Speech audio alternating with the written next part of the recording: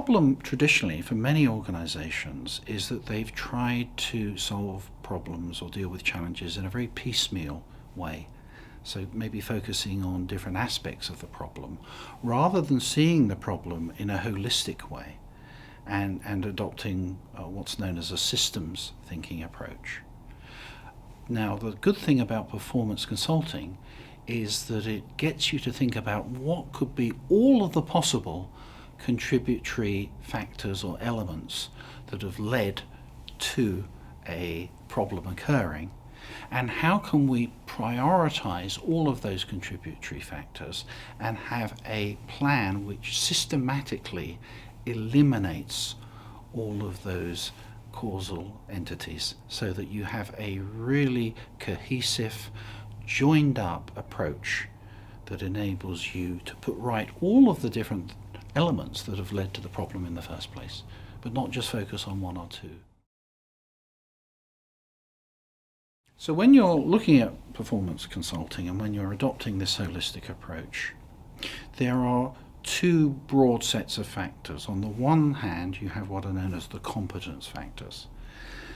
So these are things like the skill level of the people involved, whether they have the required background or underpinning knowledge, whether they have the right attitudes or mindsets, whether they have the right motivation or commitment. So when you have a problem or a challenge and you're looking at the competence factors, you need to drill down in each of those areas and say, okay, what skill level was needed and what skill level was demonstrated? Did everyone need to show that level of skill? Was it only certain people?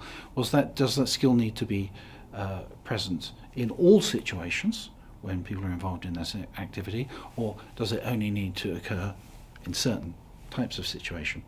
So as you go through each of the competence factors, you need to really do a rigorous analysis of what is lacking. Where is the specific area of deficiency or shortcoming that needs to be addressed?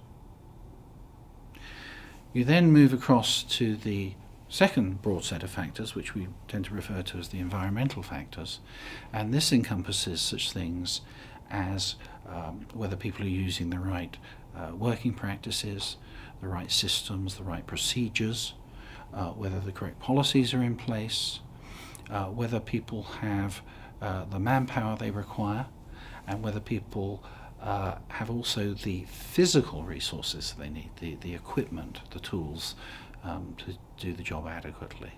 So again, what you do is you undertake a rigorous examination of all of those elements and again pinpoint where are the specific deficiencies.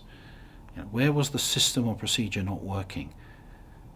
What alternative method would have delivered the desired outcome?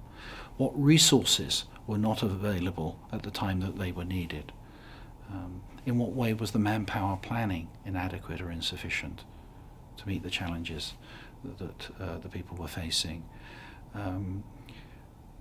Are there cultural issues? Is there something wrong with the leadership or management culture that led to this problem, that had the right monitoring or controls or due diligence been in place, this problem would never have occurred?